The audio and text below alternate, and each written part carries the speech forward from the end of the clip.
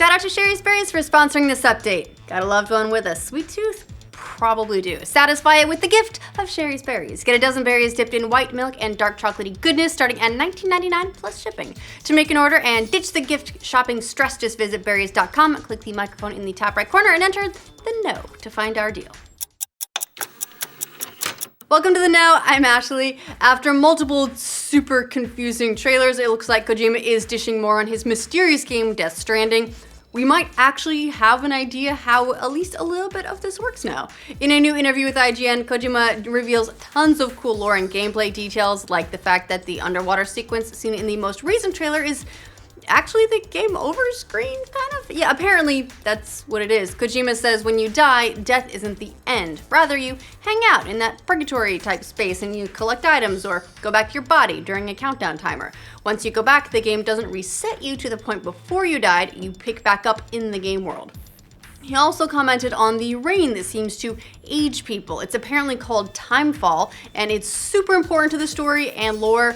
We don't know why yet, but it is. And if you're wondering where this new trailer falls in with the actual game, Kojima revealed that it's pretty close to the game's prologue and happens fairly early on. So maybe that'll make Death Stranding make sense a little bit, or not. Destiny fans were recently in an uproar after the release of Destiny 2's Curse of Osiris DLC, which conveniently locked players without the expansion out from activities they used to be able to play as part of the base game. Now, Bungie says they've heard the feedback loud and clear. The developer wrote in a blog post yesterday, with Curse of Osiris now live, it's clear that we've made some mistakes with how we've handled content access. Then they went on to outline a few changes. Prestige raids will now be capped at 300 instead of 330, making them accessible to all players again. They're also going to reopen the Trials of the Nine back to all players.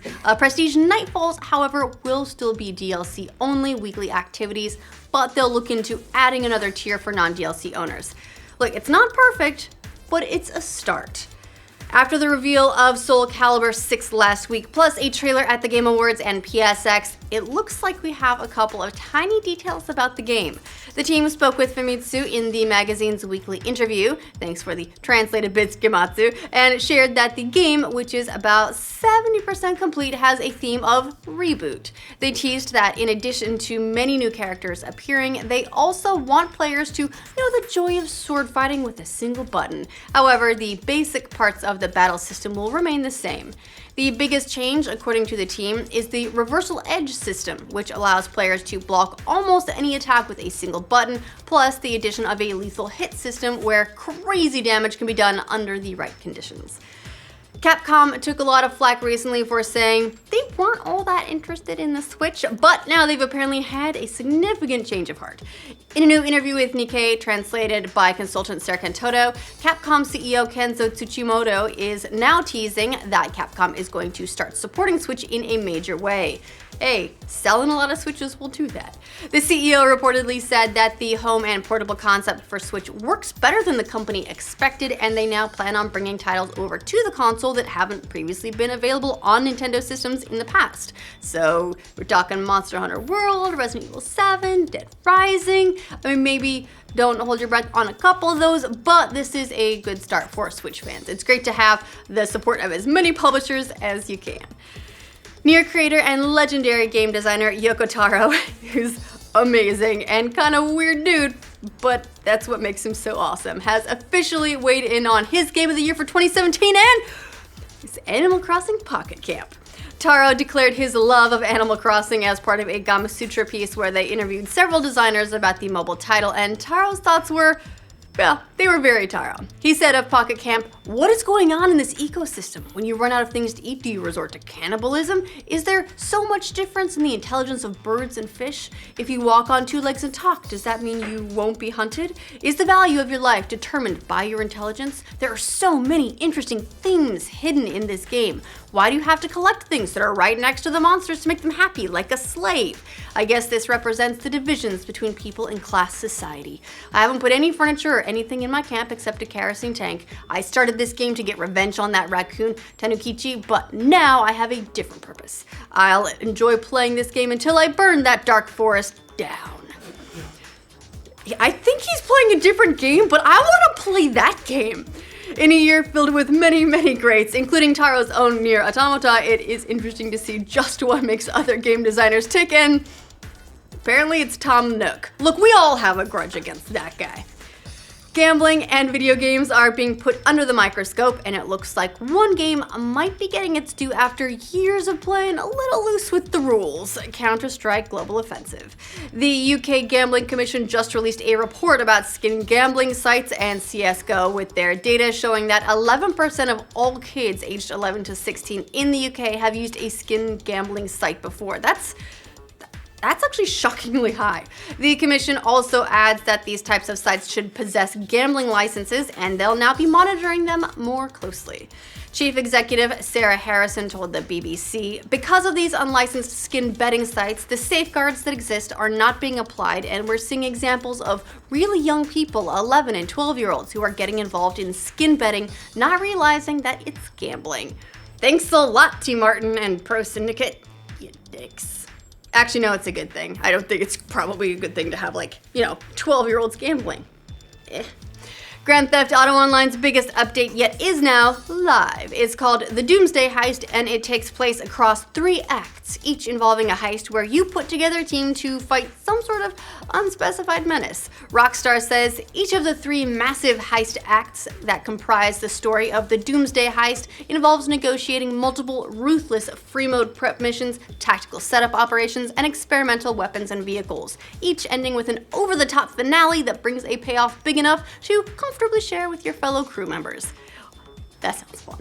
The update is free to all GTA Online players. Yeah, pretty typical for GTA Online content, but still, good that it's free. Still, it's been a couple years and they're still doing it all free, except for those shark cards.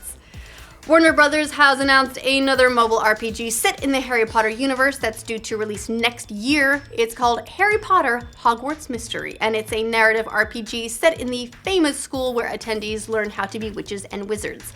The game's developer, Jam City, describes it as letting characters create their own character and experience life as a Hogwarts student at the school. It's coming to both iOS and Android, and it will be joined by another Harry Potter mobile game, the Pokemon Go-like Harry Potter Wizards Unite, that's also coming to mobile next year. They're really working that license. We've got a release date for the Detective Pikachu movie that will star Ryan Reynolds as everybody's favorite electric type. The movie will hit theaters May 10th, 2019, so it's gonna be a while. I mean, honestly, that's not too surprising if they're just casting the star, but still. Reynolds will be joined by co-stars Justice Smith and Catherine Newton in the film that's based on the Pokemon franchise and will be directed by Rob Letterman of Goosebumps fame. Production is set to begin next month in London. Of course, the new Deadpool movie will release on June 1st of next year, and if you need a Pokemon fix before 2019, you can always play Ultra Sun and Ultra Moon and maybe cross those fingers for Switch Pokemon before this movie hits theaters. Alright, for years, Hugh Jackman has been hoping for some kind of crossover deal between Fox and Marvel. He's hinted that he would love to come back if only MCU was involved, and now that it's finally happening, the actor says it's too late for him. In a recent interview with Collider, Jackman said, "Every time I saw an Avengers movie, I could just see Wolverine in the middle of all of them, like punching them in the head. But I think, unfortunately, the ship has sailed for me. But for someone else, I would like to see Wolverine in there." Logan was Jackman's final go-around with the character that made him famous. Well, more famous, and it was just a perfect close for his Wolverine. It really was. But considering all the time travel and alternate dimensions, weirdness that pops up in all the X-books, we wouldn't have ruled him out. Maybe at the very least he can return for a cool cameo at some point. I'd love to see him in there somehow. Whatever universe-bending antics it takes. Tracking has the latest Star Wars saga film opening this weekend to a whopping worldwide total of around $425 million, which is so much in one weekend, with domestic box office counting for around $200 million of that. The Force Awakens set the record for top domestic opening of all time with $247.9 million domestically, but also had the advantage of being the first Star Wars film to bring back one of the top 3 original trilogy cast members since 1983, and being the kickoff event film for a whole new generation of Star Wars movies, and really just pushing a big reset button on the prequels. So look, these are big numbers. The easy translation is people are still psyched about Star Wars and are flocking to theaters all around the world to see what's next for Rey, Finn, Poe, BB-8, Grumpy Master Skywalker, and Porgs. The developers of the fantasy MMORPG Rift are removing a pay-to-win feature after fans got really mad after the game basically started selling endgame gear for real money. Yeah, I could see why that would be upsetting. The incident occurred after the developers added something called captured intel caches to the game's real money store, and those caches give players the in-game currency that lets you buy and upgrade endgame gear.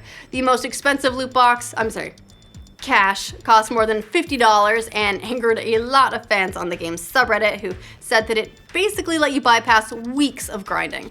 Well, developer Tryon Worlds apparently heard the complaints because they now say they are temporarily, pulling an EA there, removing the loot boxes while they evaluate the feedback. Community Relations Director Linda Carlson said in the game's official forums, "We like to try new things. Sometimes they work great, sometimes they don't, and sometimes they need tweaking." Here's the thing, just an idea. This is a wild one, but I think it's gonna be one of those great ones. How about don't sell your endgame stuff? It's just a thought. All right, that's the news we have for this roundup. Let us know what you think of all these stories in the comments down below. To make sure you get news from every corner of the internet every weekday, like this video. If you're new to this channel, subscribe to the Know. We'll news you good. Thanks to Sherry's Berries for sponsoring this update. Look, if you've ever panicked over last-minute holiday gift shopping, you know it can be real stressful. Don't do that this year. Make it easy on yourself. Give the gift of dipped strawberries that will satisfy any sweet tooth, and they're a nice, unique, useful, delicious gift. Sherry's Berries offers a dozen berries dipped in white milk and dark chocolatey goodness, starting at just $19.99 plus shipping and handling, and you can set the delivery date when you order. Or, if you want to make sure there are a few spares so you can snag some too, you can double the berries for an additional $10, and they'll throw in a keepsake dessert platter. Plus, they've got other holiday treats too, like snowman brownie pops, cheesecake Christmas trees, and artisanal chocolate truffles. Delightful. To get a dozen dipped berries for $19.99 plus shipping, just visit berries.com, click the microphone in the top right corner, and enter code THEKNOW in the search bar there. That'll bring up the deal, and you'll have your shopping all sorted out stress-free.